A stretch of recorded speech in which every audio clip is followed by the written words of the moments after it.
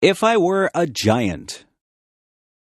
If I were a giant, I wouldn't be able to fit in my house. I'd have to live in a building that had a high ceiling, but I'd probably have a hard time getting through the door. I'd have to make my own clothes, but where would I get a giant needle and thread to sew with? I couldn't ride in a car or a plane. I suppose I would just have to take giant steps to get from place to place. I would have to be very careful not to step on anybody or anything. When I talked, people would cover their ears. My voice would sound very loud to them.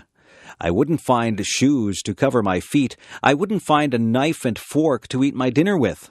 I might have to use a rake as a fork. My dinner would be huge. What would I cook my dinner in? I certainly wouldn't find an oven big enough to put my dinner in. If I sneezed, it would be like a hurricane. If I fell down, it would be like an earthquake. I wouldn't have any friends because everyone would be too tiny for me to talk to. I think that being a giant would be very lonely. I couldn't have just one apple. I would have to have a lot of apples to fill me up. I would have to drink gallons and gallons of water to quench my thirst. I could never relax under a tree. I would be taller than all the trees.